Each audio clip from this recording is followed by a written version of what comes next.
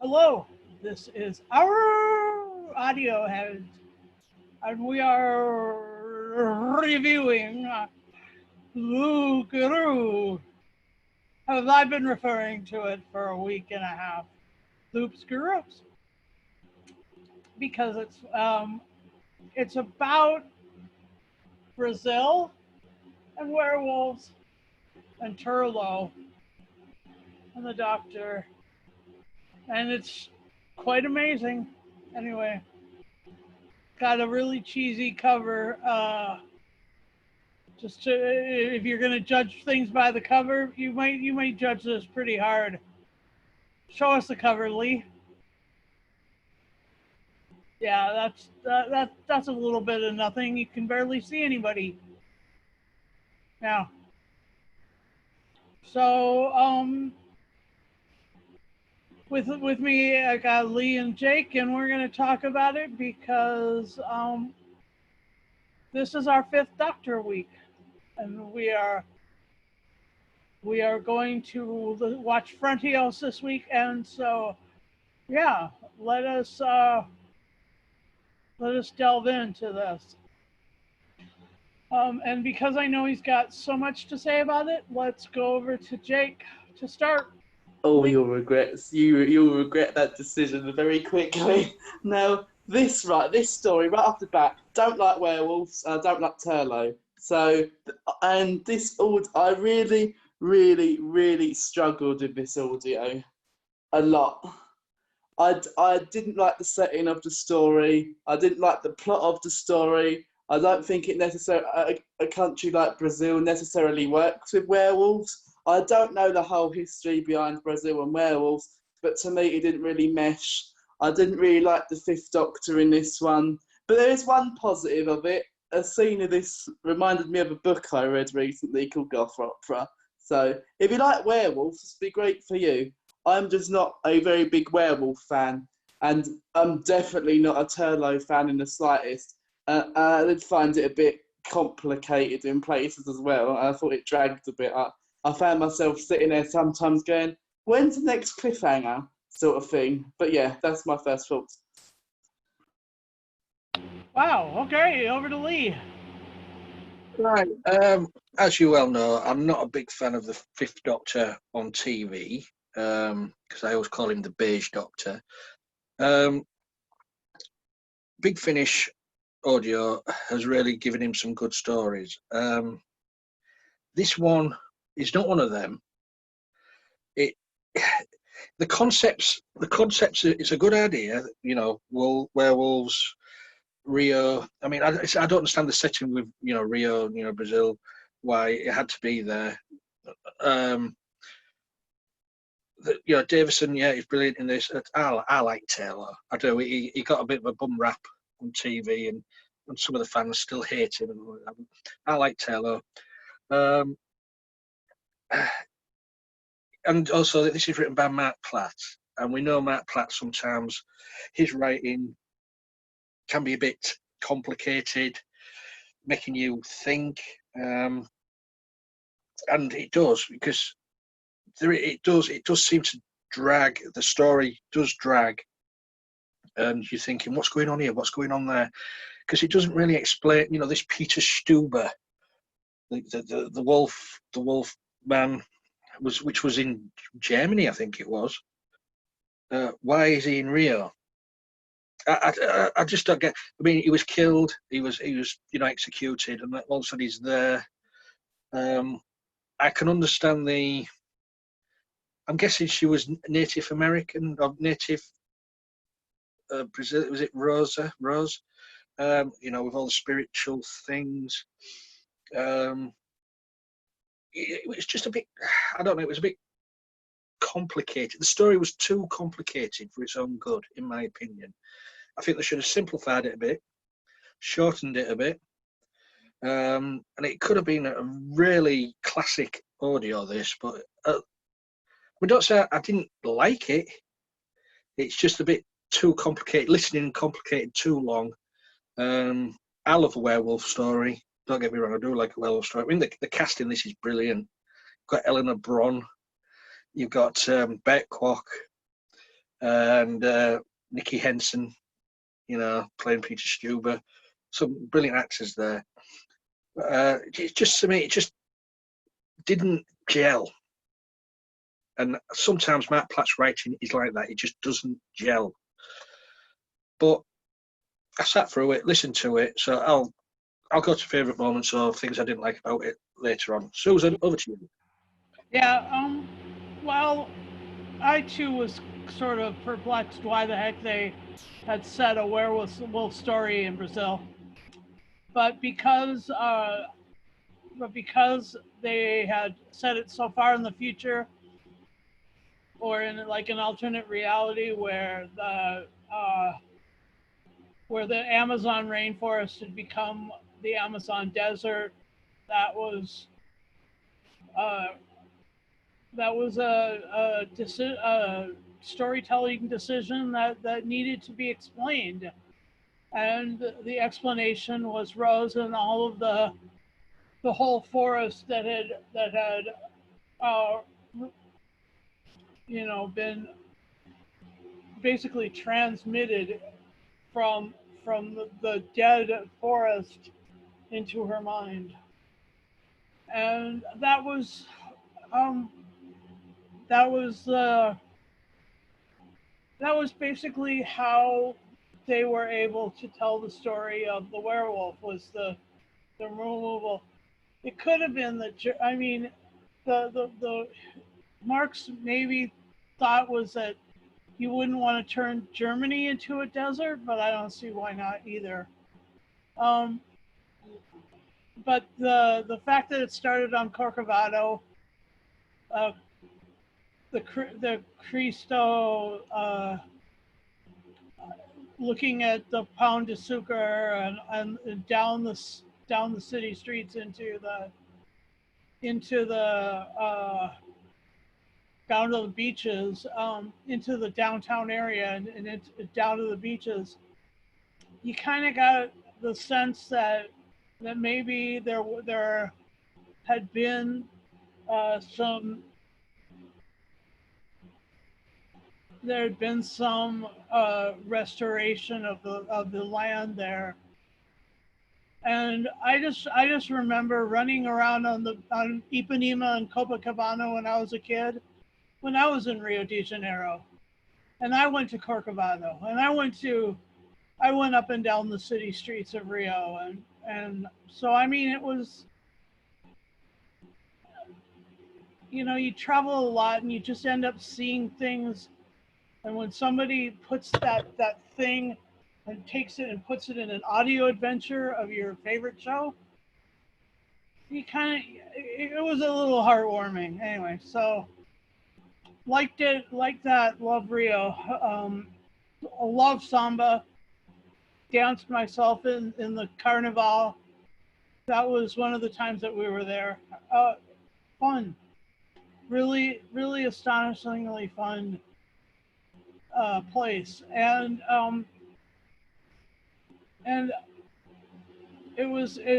this was romantic too. Um, the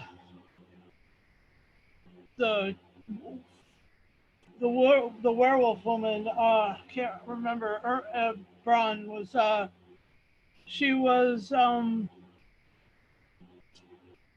she was romancing she was romanced um, by the Peter werewolf, but then the Fifth Doctor she began to romance, and I mean there's just a lot of romance in it, and like that's that's uh, that's kind of in line with where it was set. Brazil is a very romantic place. Anyway, so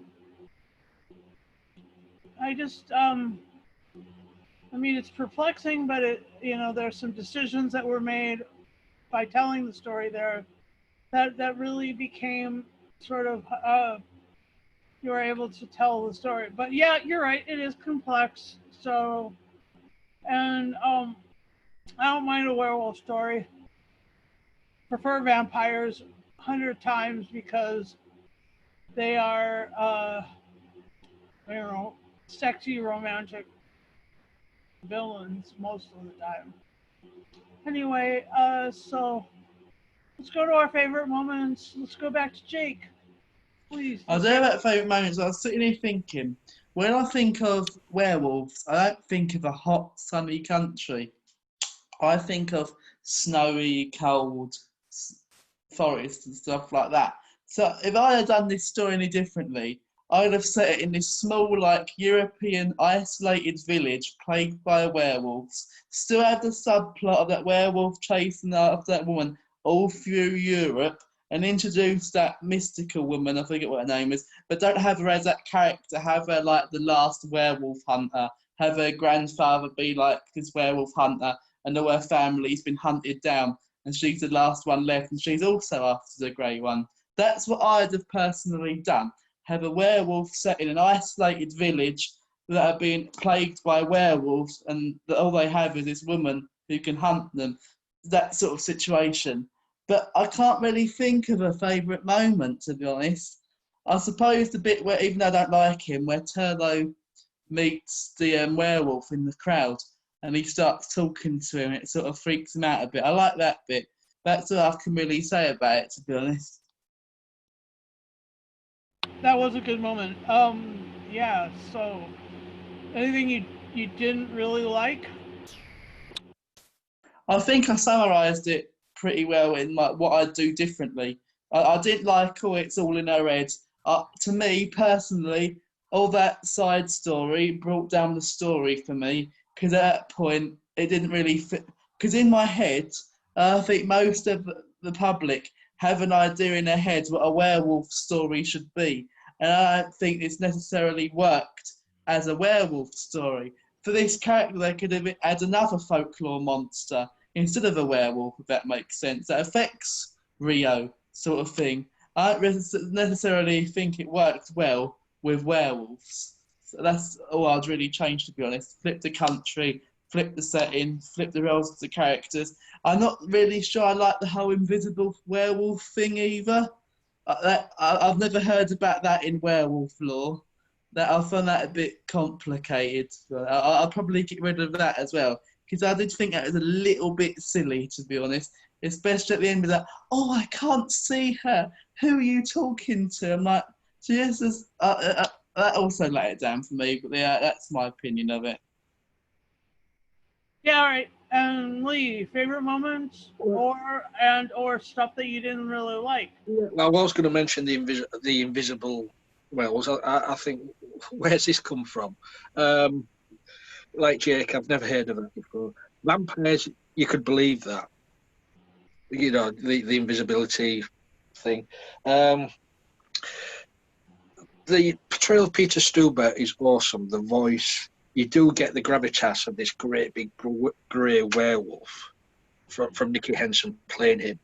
You know, he must have been a hell of a size to swallow Turlough whole, then spit him out. How big was he? You know what I mean? Yeah, I don't know. It had some elements in there. I mean, you had the sort of reference to Seven with the box with a head in it. You know, you also, it's Rio. I just don't get the Rio thing. I just don't get it. Why Rio? Also, I did like the Rosa character leaving messages to a grandfather, recording messages to him. That was quite good. You know, stating what this, that, and the other. But I mean, her grandfather was dead, but you know, recording messages for him while he was there. Yeah, it's. I mean, there's also, it wasn't really explained. I don't think. I'm trying to remember if it was, but I don't think it was. But on the back of the CD, it does say, retreating from Napoleon's invading forces, a merchant's daughter is rescued from bandits by a handsome partisan with a ravenous appetite. I know Stuber mentioned a merchant's daughter, but that's all he kept mentioning. So he rescued her, and that was Ileana, wasn't it? Yeah. See, it wasn't really explained in the story. you know, you shouldn't have to read the back of here. It should be in the story. Yeah. Yeah.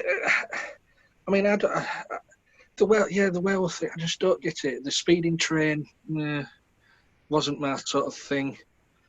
I did like the suturing of the Doctor with Ileana. You know, I'll take you as my mate, as my champion. I thought that was quite funny because the Fifth Doctor started to panic then.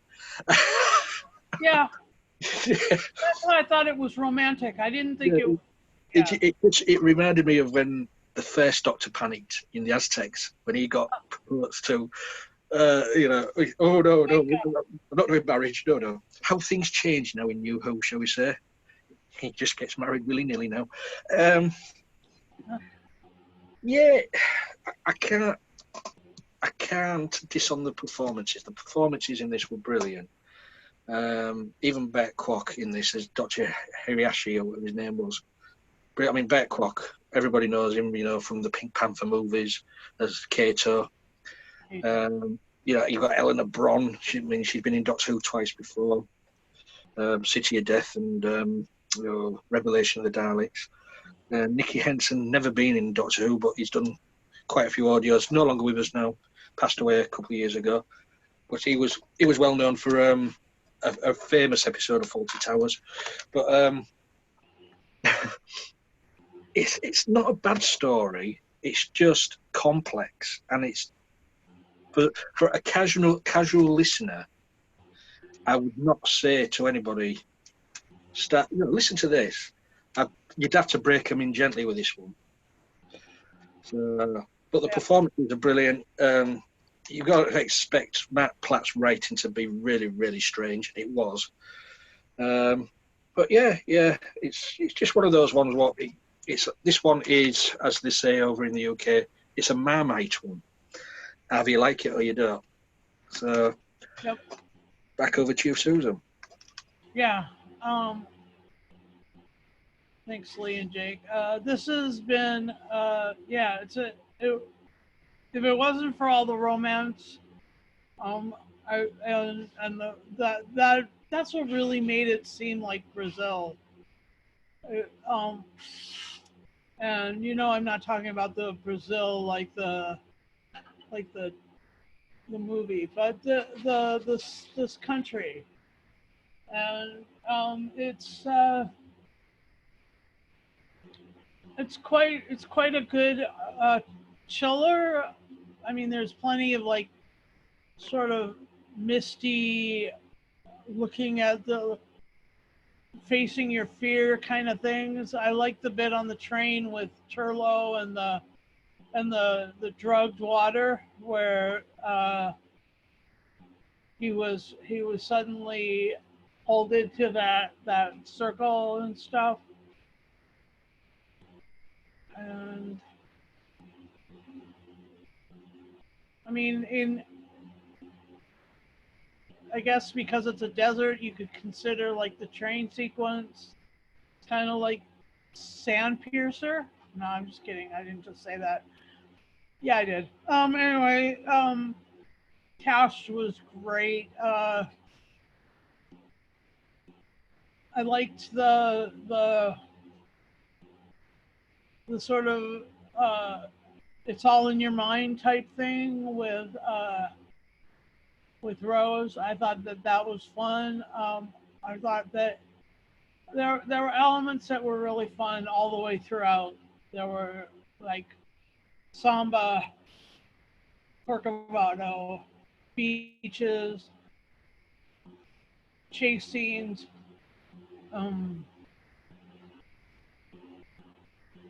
Questionable. I guess I agree that, like with Jake, that that you know it would have been great had they said that the Amazon rainforest had become sort of a snow-covered thing. That might have been like the answer to leaving it in Brazil and instead of making it a desert. Because you don't often think of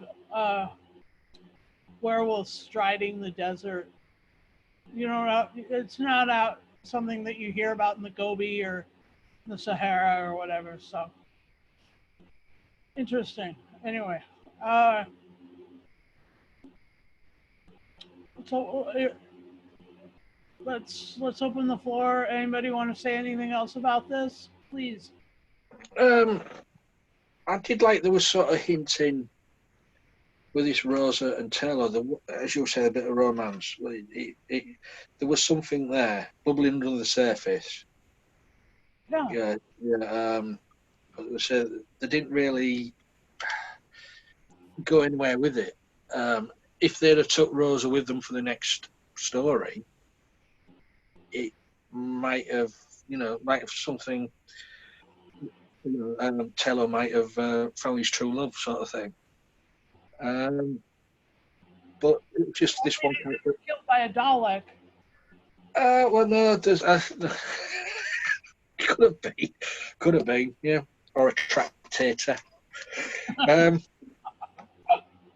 Yeah, you could see there was a bubbling of romance there. He did like her, but you say it was just.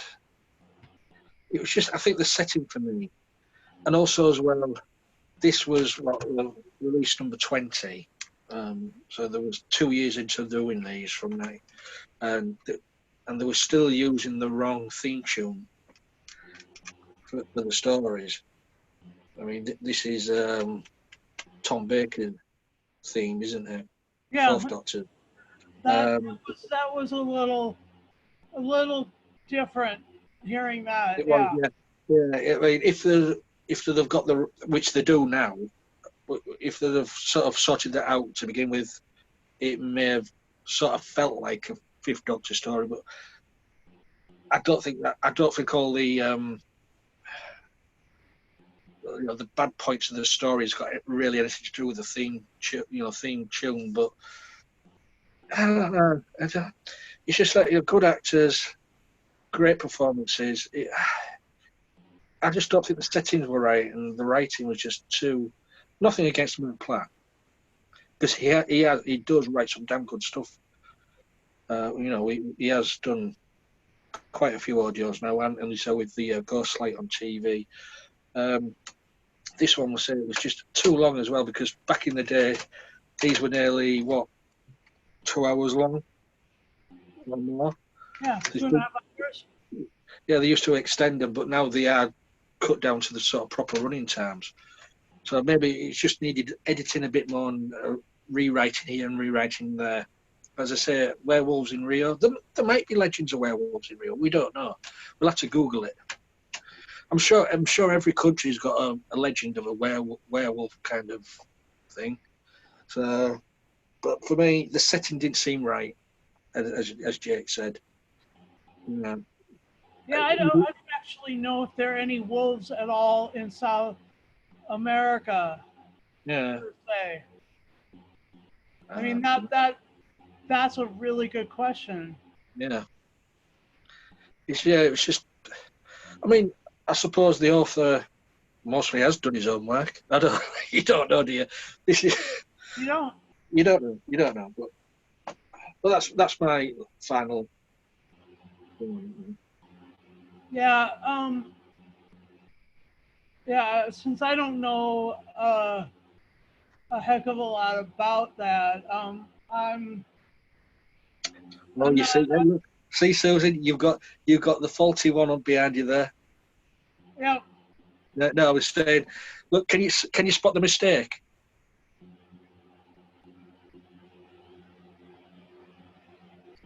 Who wrote the story? Oh, Mark Gatiss. I'd like to point something out. I just thought of listening to this audio. Listening to this audio, I really missed Tegan. I felt like Tegan would have been good in this story, but hey ho, I don't really think Turlough and the Doctor work together well as a duo. So you just a Turlough hater. Pardon? You just hate gingers. Yeah, hate them, obviously. Melanie Bush is the superior ginger. Fine. What about Donna Noble? Well, Donna. What about your anyway, or heck with it. Okay. That's my bit to say. I wish Tegan was in it. I wish it was a Tegan, Turlough, and Fifth Doctor story. Yeah. That could have worked. That could have worked as well. Yeah. So let's do our final say on score then. Let's start with Jake and just Right. your worst. For me, Man. at least had the potential, but I don't think the plot necessarily worked into setting, and for that reason, I'm going to give it a 6 out of 10. Wow. Okay. And over to you, Lee. Yeah, it was just lacking that the final polishing the story, the potential of it. I'm gonna give it 7 full moons out of 10 because Yeah. the performances in this, were spot on. I can't fault that. Right. Well, I was gonna give it a little higher, but I think I'm gonna come down. I'm gonna give it a 7.5 out of 10. It's a solid story to me. Lots of little harkens to my childhood running around Brazil and my and little nods here and there to train trips through South America, which was also great. And yeah, I loved how uncomfortable romance made the Fifth Doctor. That was quite the Fifth Doctor and Turlough. So they both had these opportunities presented, but they let them go by the wayside, and they got nervous through it. So fun. Anyway, yeah, let's rejoin in a fortnight and do some more reviews, guys. And if you want to join our podcast, please get in touch with Lee. He's available through Facebook and on Twitter with Geeks Assembled at Geeks Assembled, and he is also has an Instagram at Lee Wilson or Lee_Wilson. I think it's either way. You'll find him. And so find us and join us. And thank you for watching. Please do like the video, even if you didn't like Loups-Garoux.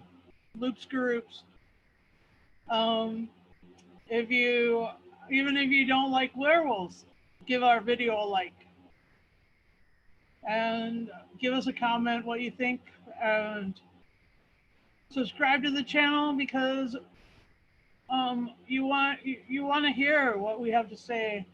Even if I am a ginger, you are interested in hearing what I have to say about videos and audios and things like that. So yeah, subscribe and hit the bell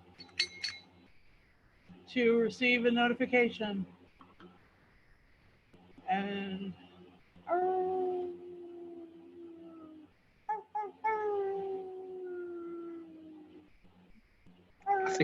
I think it's feeding time.